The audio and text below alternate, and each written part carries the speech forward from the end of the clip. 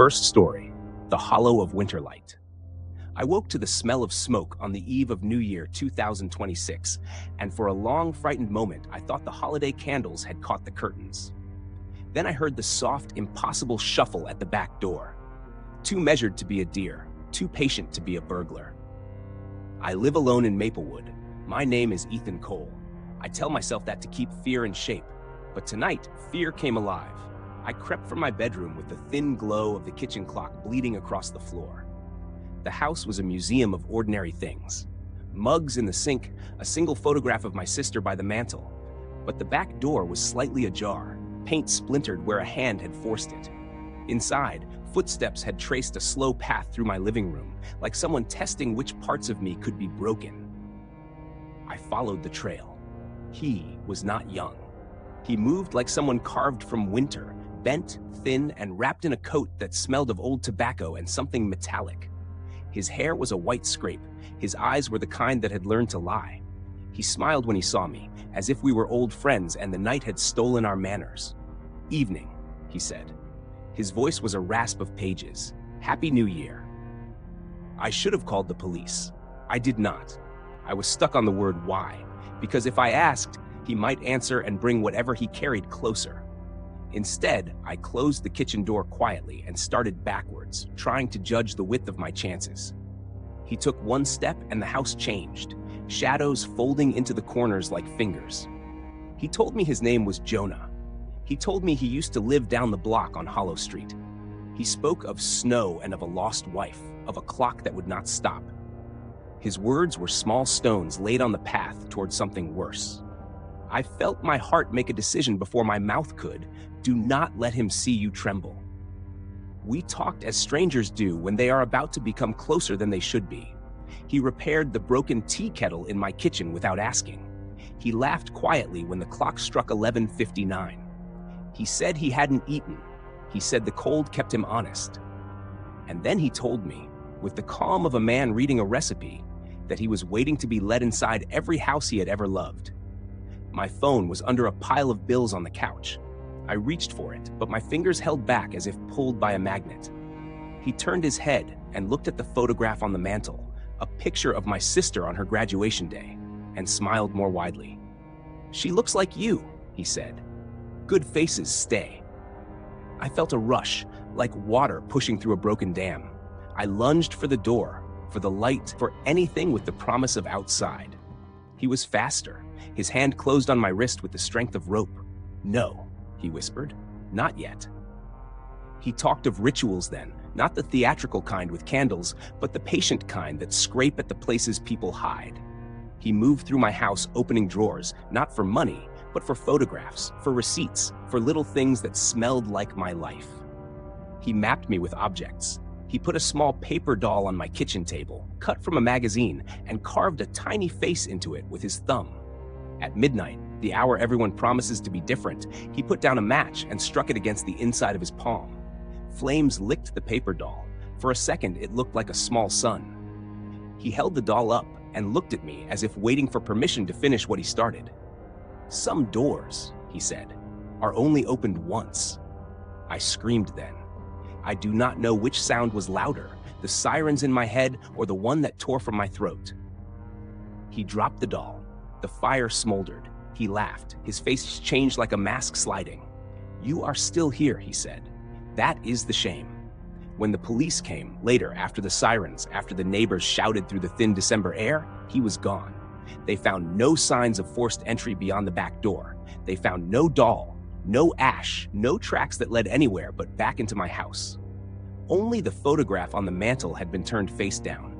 Only a single line was scratched on the inside of my kitchen cabinet, a line like a score marking time. I sleep with the lights on now. I lock every window twice. I tell myself it was a homeless man, a trick of the mind, a story my town will swap over coffee. But at night, I hear the soft shuffle outside my back door. I see a shadow pause just beyond the glow of the hall light. I tell myself not to open it. I tell myself to call the police. I do not. On New Year morning, I found a small scrap of paper on my doormat. It was a magazine cutout of a boy smiling. Someone had drawn a face on it with a thumbprint. Underneath, in a handwriting like old rope, 4 words were written: "See you next year." Second story: the midnight guest at Ashfield Lane. I thought tonight would be like every other New Year's Eve I had learned to accept. Quiet, a bottle half empty in the sink, the television murmuring strangers' laughter from a different life. My name is Ethan, and I live on Ashfield Lane, the kind of street that remembers faces and pretends not to.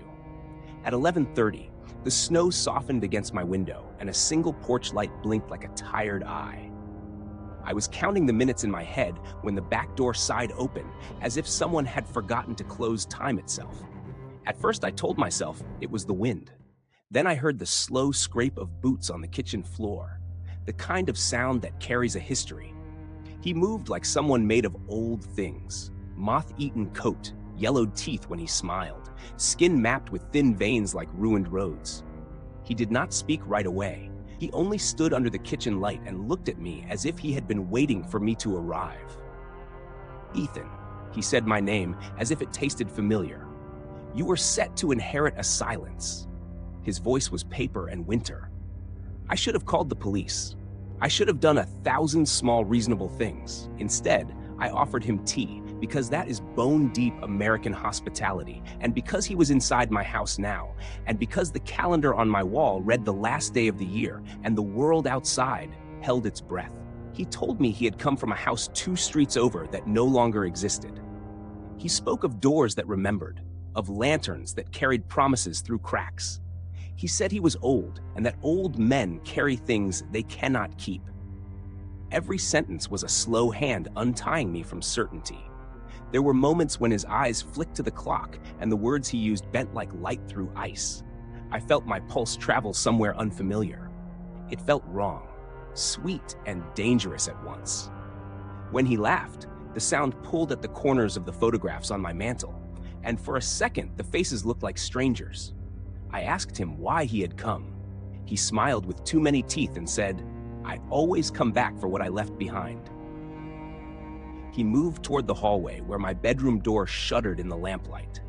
My throat closed like a door. I tried to push him out.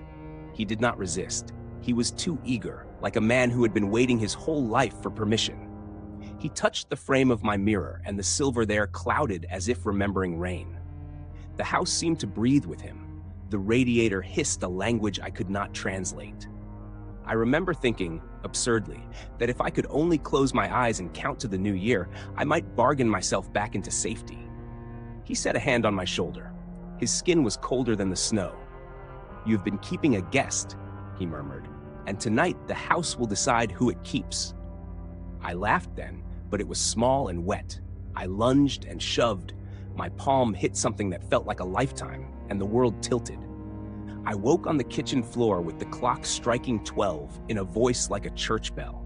The old man was gone. The snow outside pressed against the window in even white sheets. My hands were trembling, and I went to the mirror to check that I still belonged to myself. The face in the glass looked back. My eyes, my jaw, only the skin around my mouth sagged a shade older, a tangle of thin lines like someone had written a history there overnight. At the corner of the mirror, in the ghost smudge where frost meets glass, a scrap of paper had appeared folded in 2. I unfolded it with fingers that did not feel entirely mine and read the single line in a cramped, familiar hand. "I am taking the rest, and you may keep the silence." I laughed, at first small, then breaking, because I understood with a cold, terrible clarity. He had not come to rob me of things in drawers or names in files. He had come to collect the thread I wore between my ribs. I felt something slip inside my chest, as if a clock had been wound the wrong way. Outside, fireworks began to bloom like bruises in the dark, and from deep within the house, a new set of footsteps settled into the floorboards. Lighter now, patient and satisfied. I pressed my palm to my mouth and tasted old tobacco and the last light of the year. Then I realized I had stopped counting the minutes for myself. Then I knew, with the kind of certainty that breaks, I could not leave this house again.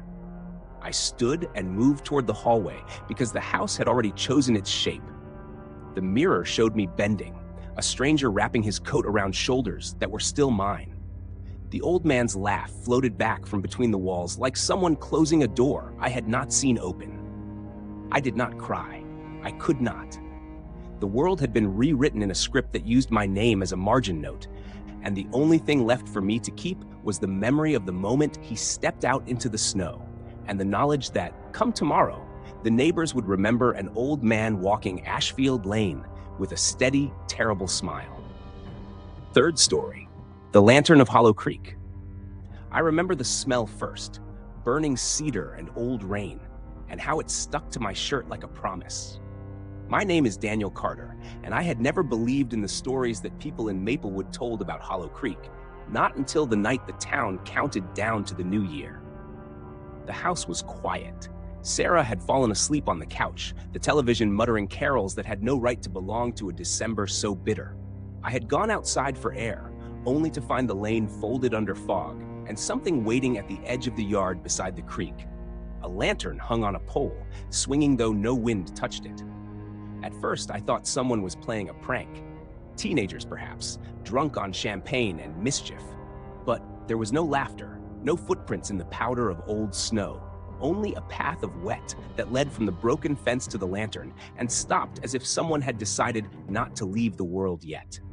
The lantern's light was wrong. It burned with a slow, greenish flame, and inside I could see, impossibly, the outline of a small, crooked clock whose hands moved backward. I should have gone back in. I should have shut the door and sat with Sarah and pretended I had not seen anything at all. Instead, I stepped nearer, because curiosity is a dangerous trait when you live alone with your questions. A voice came with the lantern then, not spoken aloud but threaded through the air like glass, and it called my name. Daniel, it said. The sound was old, like rain on a tin roof, and it reached into the hollow of my ribs. I looked around. There was no one. Still, I realized the lane had changed. The road seemed narrower, as though memory itself had folded in on me. When I reached to touch the pole, the light flared as if annoyed, and the clock inside chimed 3 times, though the sky above was only minutes before midnight. I heard movement behind me, a step, the scrape of shoes, and then a man loose in the world who smelled like root cellar and uncut hair. He was an old thing, wrapped in a coat too thin for the cold, eyes like 2 pennies left in shadow. He nodded at me with a courtesy that belonged to another century. "You found it," he said.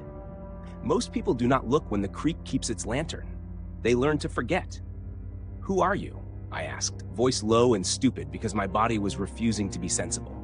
"A keeper," he said. "A borrower of moments.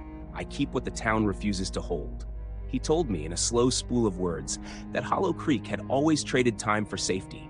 Small things at first, a lost day here, a forgotten face there, and that the lantern collected the debts. On New Year's Eve, when the town chose to forget the things it could not bear, the lantern stood at the edge and paid them back, one by one. He bent and offered me the lantern as if it were an herb or a relic. I was not afraid. I was only hungry for an explanation. I reached out. The flame bit me like a cold brand. My hands went numb and then heavy, and I saw, in a flash worse than any mirror, all the faces I had let go. My father's laugh swallowed by my silence, a thank you I never said, the time I promised to call and did not. The lantern did not give them back. It ate them, folding them into its clock, and the old man smiled as if kindness were the cruelest thing he knew. "Take back what you can," he said.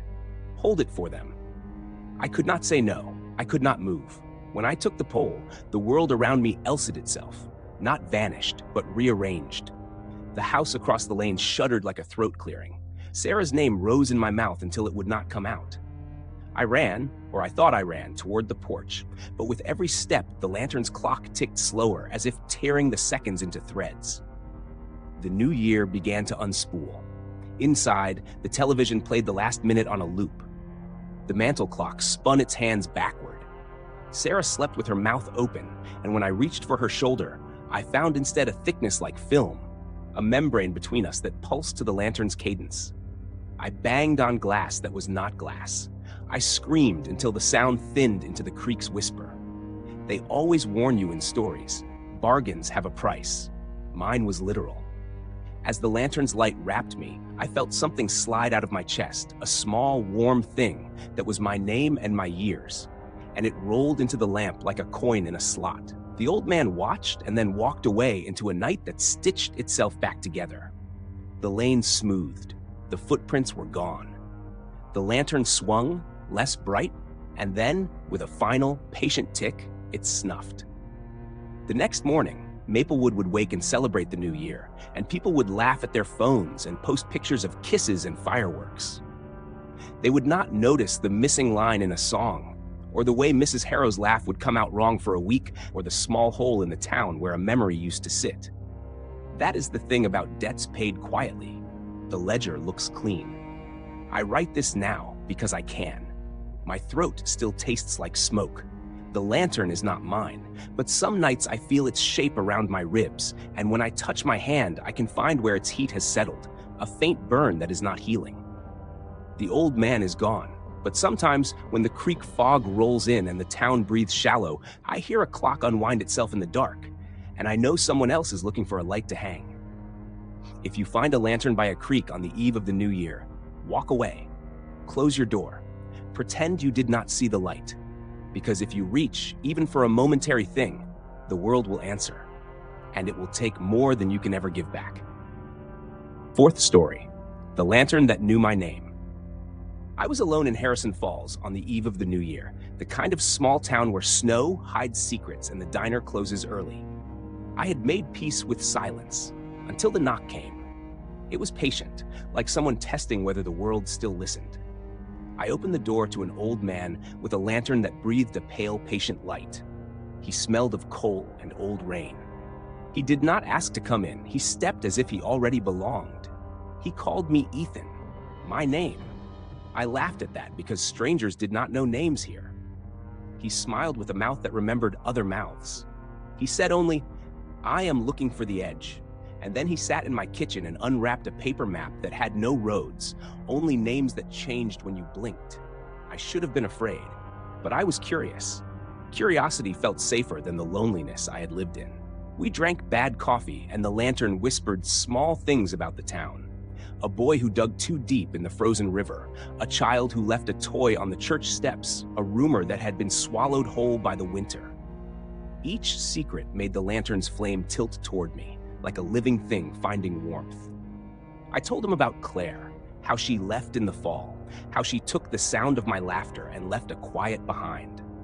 He listened, and then he tapped the lantern. The tap sounded like a small bell winding down. "All light needs a keeper," he said. "All keepers need a home." As midnight approached, the house rearranged itself.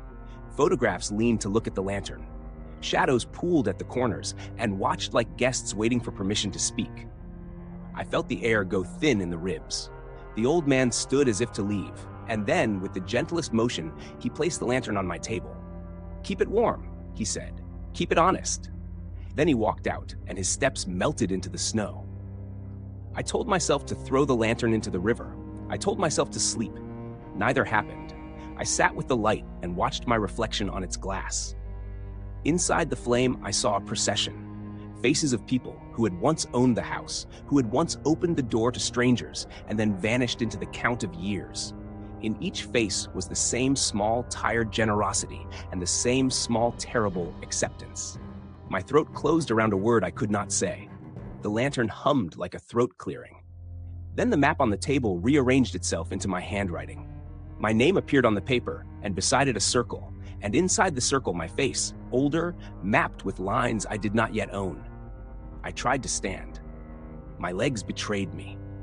The lantern's light pulsed, and each pulse pushed a memory through me. I smelled my mother's kitchen. I felt a laugh that was not mine. I saw a door knock exactly as it had knocked tonight. Only the hand beyond it wore a skin I would learn. I remember thinking briefly of calling the police. I remember thinking that I could wake up from this, and it would be a dream tailored by cold and whiskey. Then the clock in my hall began to count the last slow breaths of the old year. 1 breath, 2 breath. My mouth knew the count by heart long before the clock finished. At the last breath, the lantern flared so bright that the room seemed to be a photograph developing in real time. When the light settled, The old man stood where I had been sitting. He ran a thumb along my cheek the way someone checks a portrait for dust. He smiled at the window to the falling snow, as if he read a satisfaction there. I felt my face fold the way paper folds when it is refolded into the same crease.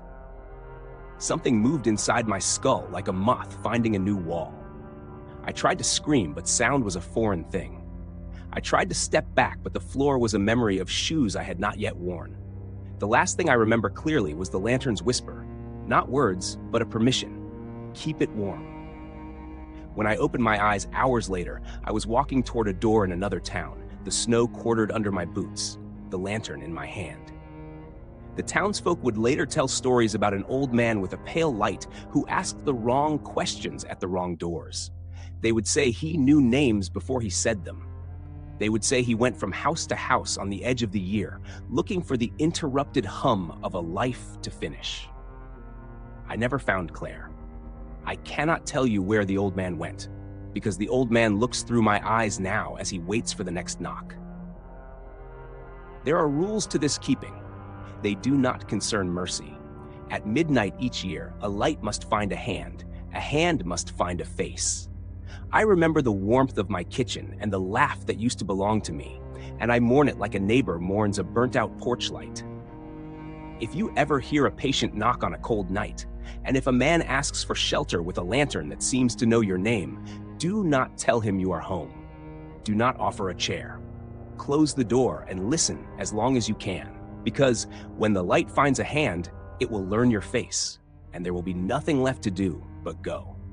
Fifth story, the Lantern of Hollow Bells.